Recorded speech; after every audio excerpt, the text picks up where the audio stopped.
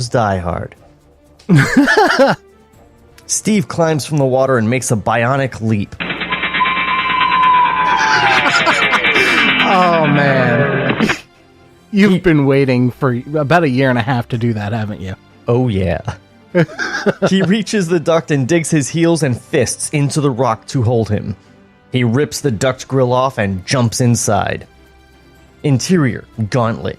Steve lands atop steel spikes, some of which enter his feet. He lets out a shriek of agony.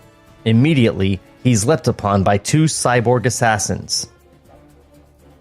Clever assessment, Colonel Austin, but you failed to pick the lady. Instead, you got the tiger. Steve grabs one of the cyborgs and hurls him into the other. He then pulls his feet off the spikes with great effort, only to then face the second attack of the cyborgs. The cyborgs pin Steve, throwing punches into his midsection. Steve kicks up and in midair, kicks the pair in their respective heads. Here, this is better. I'm sorry. That was just hilarious. They fall onto the spikes. From their stuck position, one of the pair points his crude bionic arm at the fleeing Steve. A tiny gun barrel emerges and begins firing rapidly. Steve ducks behind an outcropping. Bullets tear into the rock. He's pinned. Those are no... Sorry. Those are no ordinary bullets, Colonel. They're Teflon-coated armor-piercing issue. Cop killers, I believe they're called in the States. They can penetrate even your thick skin. The other cyborg pulls himself off of the spikes and rushes the outcropping. Steve leaps out and grabs the cyborg, twisting him around like a human shield. The cyborg takes the full brunt of the bullets until Steve clears a corner. Steve then spins the cyborg around, headbutts him, and hurls him back down the corridor. The cyborg lands atop his partner, forcing his partner's rapid-firing arm pistol into his own chest. Steve dashes down the twisting corridors as fire shoots from the walls, searing his clothing. He pats it out as he runs, and drops a steel pole that juts out of the wall by flipping over it. He lands on his feet, on the edge of a precipitous chasm. Okay. So this is, what, like high-tech Indiana Jones? My question is, if he had gone through the tunnel as Klatch initially suggested, would he have been, like, just okay? Would everything have been fine then? That is the real mystery, my sir.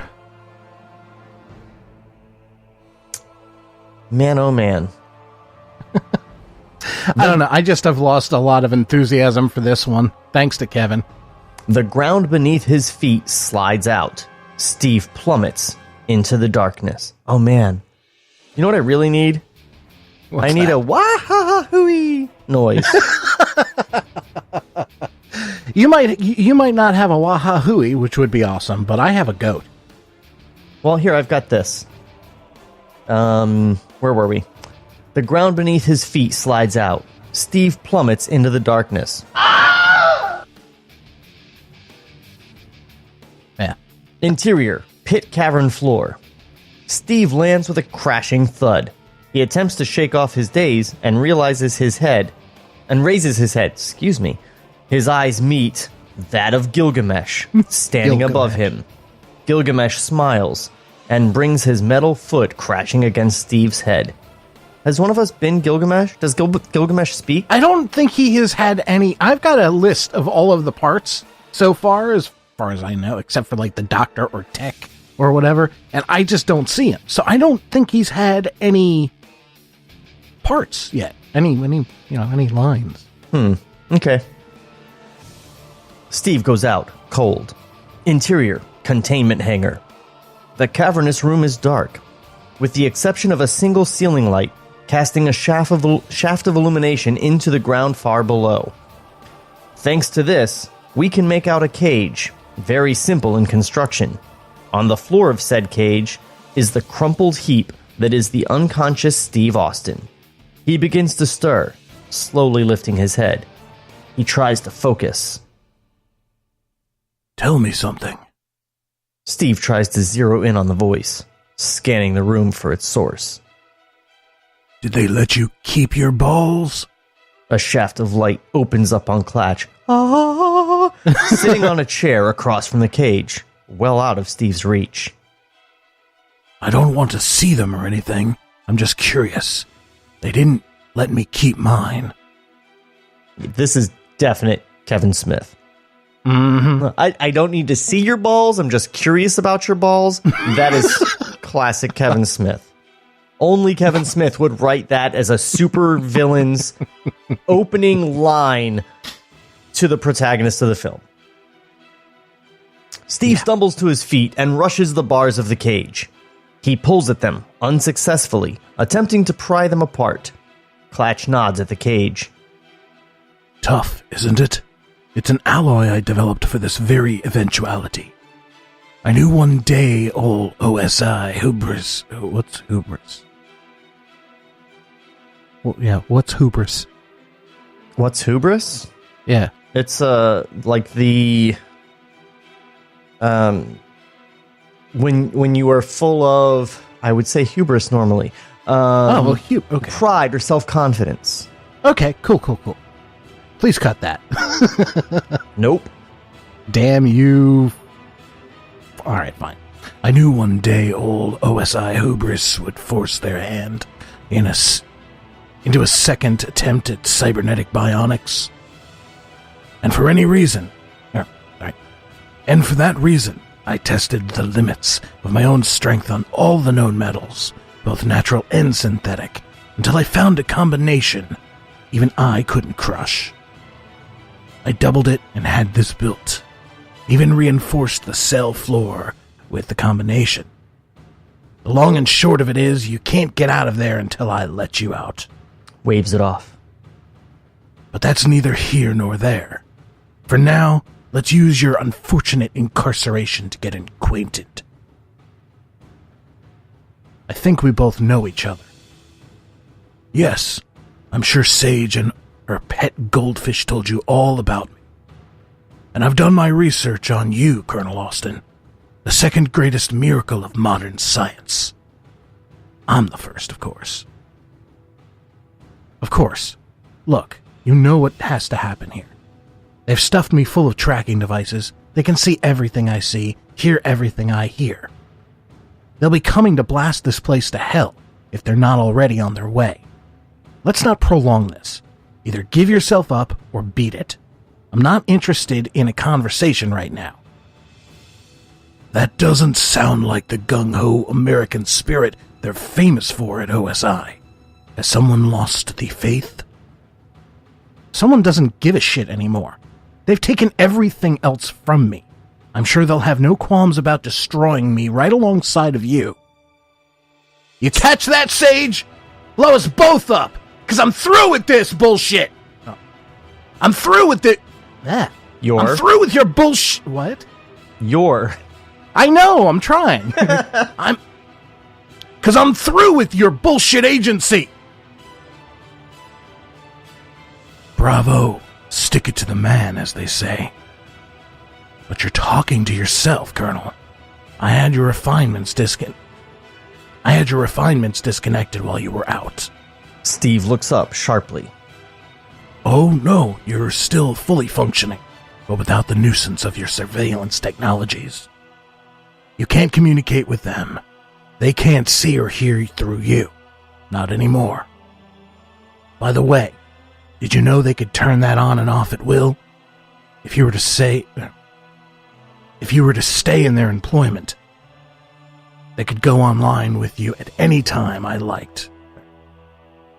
They could go online with you anytime they liked. Say, while you were mid-coitus. There you'd be, humping away at Miss Summers. What the hell? Humping away at Miss Summers, and Sage and Oscar could be watching your bedroom antics back at their office like some amateur porn. Steve goes pale. Klatch feigns ignorance. What? Did I say something improper? Sarcastically catching on. Oh, the mention of Miss Summers. Yes, I know all about her. It's in your personal files. The ones that are all too easy to hack into back at OSI. Yes, Jamie, I believe is her name. Jamie's in there as well. Seems Sage now regards her as potentially dangerous to Project 6 Million. She's tossing around the idea of having her liquidated. Bullshit! Oh, right, I'm the villain who's trying to turn you. Hence, I'll say anything. Good point.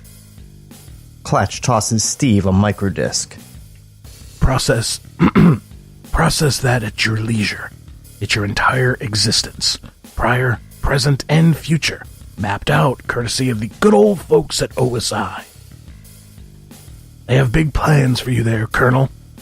You're the perfect weapon, and unlike myself, you left ties behind. Ties that your human side might find difficult to cut, i.e. Miss Summers. Margaret Sage is toying with the notion of cutting them for you. Steve eyes the disc. Hold on, he's just in a cage. How is he gonna peruse a disc from his cage? Oh, I guess they'll get to that. Maybe we haven't seen the whole cage.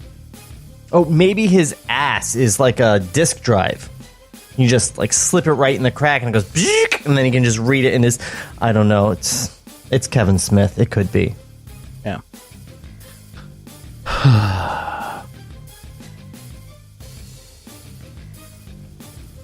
Don't you have to write direct? No, it's Klatch's line at the top of the page. At the top of the page? Yeah. Okay. No, Steve eyes the disc. Yeah, you have to direct that. I said that. Did you? Uh-huh. Okay. I'll take your word for it. You know I'm telling the truth. They learned with the folly... Wow. Those are some weirdly placed words. They learned with the folly Yeah, they learned with the folly of not keeping a tighter rein on me. They learned with... That makes no sense. That is a nonsensical sentence. Well, that's okay. I'll just move forward. That failsafe they've installed in you is a direct result. They can turn you off and on like a vibrator. Like a vibrator? Yeah. When you think of something you can turn on and off easily... I'm thinking like flashlight, not fleshlight. Whose first instinct is vibrator? On and off Kevin's, like a light. apparently. Not even a flashlight, just a light. They can turn you on and off like a light. Or a toaster. Or anything but a vibrator. Whose mind goes first to vibrator? To be used only when it satisfies them.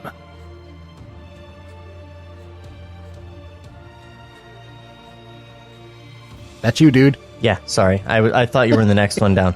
Steve gets up and crosses to the other side of his cell. Klatch begins pacing. On a lighter note, did you know that there are 6,012 different ways to kill a human being with your hands? I've tried every one, sometimes multiply. Multiply? Oh, he's such a bad guy that he's killed... No, I get multiple times. He's killed at least 6,000 people is what Kevin's saying here, which is ridiculous, especially since we know that this guy loves to kill people by breaking their back. We've seen him do that one so many times. Mm-hmm. So, on top of all those people, there are at least 6,000 more. Yeah. This is ridiculous. It's ridiculously multiply. That's just a weird word, multiply. Anyway. Yeah, he could have said multiple times. Yeah, that's how I would have said it, but that's just me. Multiply, definitely not a word. In fact, I'm going to look it up. Nope. Nope, my iPad is like, that is not a fucking word, dude. What are you doing to me? Multiply. Yeah, I mean... It's multiply, but it's not multiply. Or multiply. It's multiply. No, I don't know. No excuse. It's not pulley, it's plea. Anyway, it doesn't matter. It's just Kevin Smith. It gets so boring after a while. You can't imagine how overjoyed I was when I ran into you in New York. For the first time in decades, I threw a punch that didn't explode a head. It killed me